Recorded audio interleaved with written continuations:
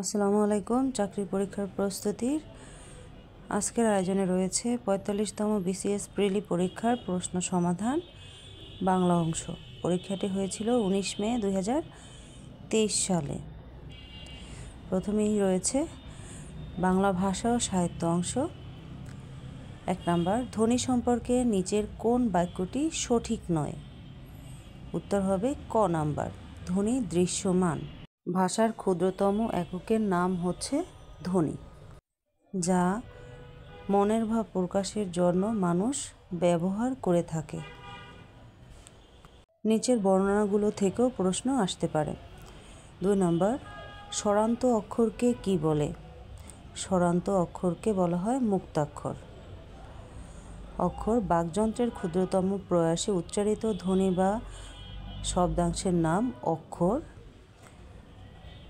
অক্ষর ২ প্রকার, মুক্তাক্ষর ও বদ্যাক্ষর, আর এই অক্ষরকে ইংরেজিতে বলা হয় সিলেবেল। ৩ নম্বর প্রশ্ন, শুদ্ধ বানানের গুচ্ছ কোনটি?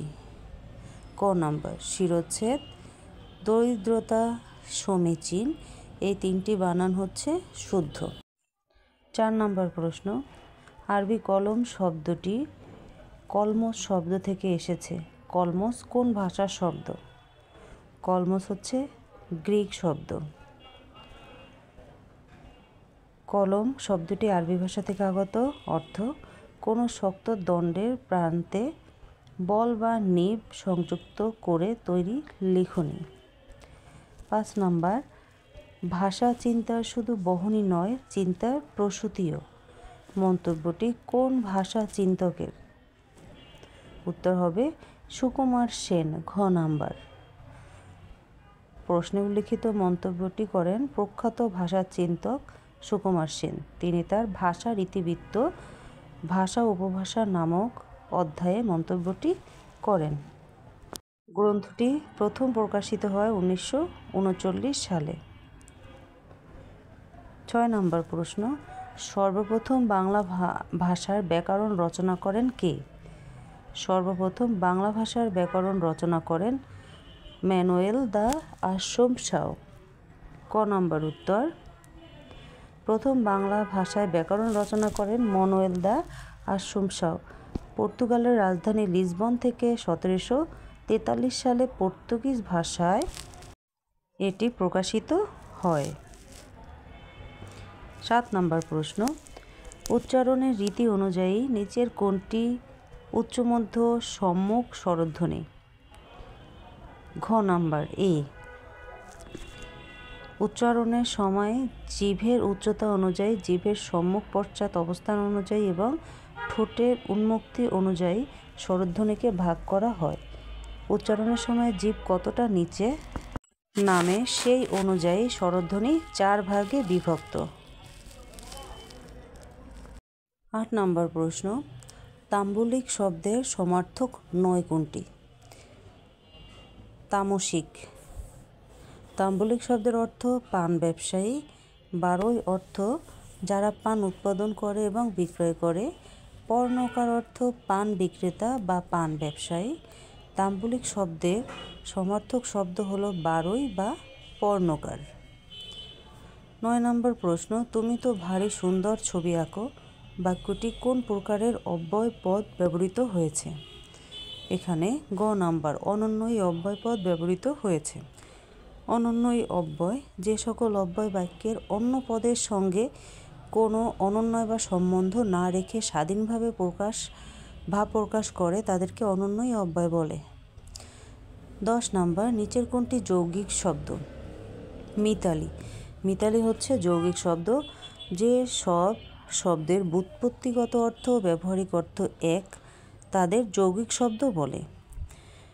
অর্থাৎ শব্দ গঠনের প্রক্রিয়ায় যাদের অর্থ পরিবর্তন হয় না তাদেরকে যৌগিক শব্দ বলে। ১১ নম্বর প্রশ্ন, সুনামির তাণ্ডবে অনেকেই সর্বশান্ত হয়েছে বাক্যটিতে কয়টি ভুল আছে?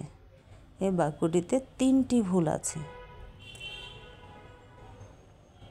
ভুল বানানগুলো হলো সুনামি, তাণ্ডব, সর্বশান্ত। এখানে শুদ্ধরূপও দেয়া আছে। সুনামি দন্তাস্ব রস্যু ন আকার মরস্যি, তাণ্ডব ত আকার নয় ড বা তাণ্ডব, সর্বশান্ত সবয়রে সর্ব দন্তাশয় বয় আকার নয় ত সর্বশান্ত। 12 নম্বর প্রশ্ন, কৃদন্ত পদের পূর্ববর্তী পদকে কি বলে? কৃদন্ত পদের পূর্ববর্তী পদকে বলে উপপদ। কৃত প্রত্যয় সাধিত পদকে বলা হয় কৃদন্ত পদ। কৃদন্ত পদের পূর্ব পদে বলা হয় উপপদ। 13 নম্বর প্রশ্ন, তোমার নাম কি? এখানে কি কোন প্রকারের পদ? কি হচ্ছে সর্বনাম পদ। আর সর্বনাম পদ হলো বাক্যের বিশেষ্য পদের পরিবর্তে যে পদ ব্যবহৃত হয় তাকেই সর্বনাম পদ বলে। ইংরেজিতে যাকে আমরা বলি প্রোনাউন। 14 নম্বর, সরল শব্দের বিপরীতার্থক নয় নিচের কোনটি? গরল। গরল এটি সংস্কৃত ভাষা থেকে আগত শব্দ, অর্থ ঋজু, সোজা, অনাড়ম্বর, অকপট, সহজ। সরল শব্দের বিপরীত শব্দ হলো কুটিল, জটিল, বক্র। 15 নম্বর প্রশ্ন, র্যাঙ্ক শব্দের বাংলা পরিভাষা কি? র্যাঙ্ক শব্দের বাংলা পরিভাষা হচ্ছে পদমর্যাদা। 16 নম্বর, চর্যাপদের তিব্বতী অনুবাদ প্রকাশ করেন কে? চর্যাপদের তিব্বতী অনুবাদ প্রকাশ করেন প্রবোধচন্দ্র বাগচি। 1938 সালে ডক্টর প্রবোধচন্দ্র বাগচি চর্যাপদের তিব্বতী ভাষার অনুবাদ আবিষ্কার করেন এবং তা প্রকাশ করে চর্যার জট উন্মোচন করেন। চর্যাপদ তিব্বতীয় ভাষায় অনুবাদ করেন কীর্তিচন্দ্র। চর্যাপদ বাংলা ভাষার প্রথম কাব্যগ্রন্থ, কবিতা সংকলন, গানের সংকলন। 17 নম্বর প্রশ্ন, গীতগোবিন্দ কাব্যের রচয়িতা জয়দেব কার সভাকবি ছিলেন? গীতগোবিন্দ কাব্যের রচয়িতা জয়দেব লক্ষণ সেনের সভাকবি ছিলেন। জয়দেব 1200 শতক সংস্কৃত ভাষার কবি। জয়দেব ছিল একজন সংস্কৃত ভাষার কবি। পশ্চিমবঙ্গের বীরভূম জেলায় তার জন্ম। 18 নম্বর, কবি যশোরাজ খান বৈষ্ণব পদ রচনা করেন কোন ভাষায়? কবি যশোরাজ খান বৈষ্ণব পদ রচনা করেন ব্রজবুলি ভাষায়। ব্রজবুলি ভাষা মধ্যযুগীয় বাংলা সাহিত্যের দ্বিতীয় কাব্য ভাষা বা উপভাষা। মিথিলার কবি বিদ্যাপতি এই কৃত্রিম ভাষার উদ্ভাবক। তিনি মৈথিলি ভাষার সঙ্গে বাংলা ভাষার মিশ্রণে এই কৃত্রিম সাহিত্যিক ভাষা উদ্ভাবন করেন। 19 নম্বর, নিচের কোন জন যুদ্ধকাব্যের রচয়িতা নয়? সৈয়দ নুরউদ্দিন। জঙ্গনামা মধ্যযুগীয় বাংলা সাহিত্যের মুসলিম ঐতিহ্যভিত্তিক যুদ্ধভিত্তিক কাব্য। ফরাসি জঙ্গ শব্দের অর্থ যুদ্ধ, আর জঙ্গনামা শব্দের অর্থ যুদ্ধ বা তদ্বিষয়ক গ্রন্থ ও রচনা। 20 নম্বর প্রশ্ন, কোনটি কবি জয়নুদ্দিনের কাব্যগ্রন্থ? রসুল বিজয়। জয়নুদ্দিন 1500 শতক মধ্যযুগীয় বাংলা সাহিত্যের কবি। তার পিতার নাম মঈনুদ্দিন। তারা নিজেদের খলিফা আবু বকর সিদ্দিকীর বংশধর বলে দাবি করেন। রসুল বিজয় কাব্য রচনা করে তিনি খ্যাতি অর্জন করেন। 21 নম্বর প্রশ্ন, বিদ্যাসাগর ও বাঙালি সমাজ গ্রন্থের রচয়িতা কে? বিনয় ঘোষ। বিদ্যাসাগর ও বাঙালি সমাজ গ্রন্থের রচয়িতা বিনয় ঘোষ। বিনয় ঘোষ কলকাতা বিশ্ববিদ্যালয়ের বিদ্যাসাগর বক্তৃতার প্রথম বক্তা ছিলেন। প্রথম সাহিত্যিক গদ্যের স্রষ্টা কে? প্রথম সাহিত্যিক গদ্যের স্রষ্টা হচ্ছে ঈশ্বরচন্দ্র বিদ্যাসাগর। বাংলা সাহিত্যের মূল বিকাশ 19 শতকে শুরু হলেও তার আগেই গদ্যের কিছু নমুনা পাওয়া যায়। বাংলা গদ্যের আদি নিদর্শক বাংলা গদ্য লেখার সবচেয়ে পুরানো। 23 নম্বর, প্যারীচাঁদ মিত্রের আলালের ঘরের দুলাল প্রথম গ্রন্থাকারে প্রকাশিত হয় কত সালে? 1858 সালে। প্যারীচাঁদ মিত্র ছিলেন লেখক, সাহিত্যিক, সংস্কৃতি সেবী, ব্যবসায়ী। 1814 সালে 22 জুলাই কলকাতায় তার জন্ম। 1827 সালে তিনি হিন্দু কলেজে ভর্তি হন এবং খ্যাতিমান শিক্ষক হেনরি ডিরোজিওর তত্ত্বাবধান থেকে শিক্ষা সম্পন্ন করেন। 24 নম্বর প্রশ্ন, শচীন দামিনী শ্রীবিলাস রবীন্দ্রনাথ ঠাকুরের কোন উপন্যাসের চরিত্র? এগুলো হচ্ছে রবীন্দ্রনাথ ঠাকুরের চতুরঙ্গ উপন্যাসের চরিত্র। রবীন্দ্রনাথ ঠাকুর তার জন্ম হয়েছিল 1861 সালে এবং মৃত্যু 1941। কবি, সঙ্গীতজ্ঞ, কথাসাহিত্যিক, নাট্যকার, চিত্রশিল্পী, প্রবন্ধিক, দার্শনিক, শিক্ষাবিদ ও সমাজ সংস্কারক। 25 নম্বর প্রশ্ন, তুমি মা কল্পতরু আমার সব পোষা গরু, এই কবিতাংশটির রচয়িতা কে? ঈশ্বরচন্দ্র গুপ্ত। ঈশ্বরচন্দ্র গুপ্ত 19 শতকের প্রথমার্ধের একমাত্র কবি। 26 নম্বর প্রশ্ন, মীর মোশাররফ হোসেন কোন গ্রন্থের উপজীব্য হিন্দু মুসলমানের বিরোধ? উত্তর ক নাম্বার, গো জীবন।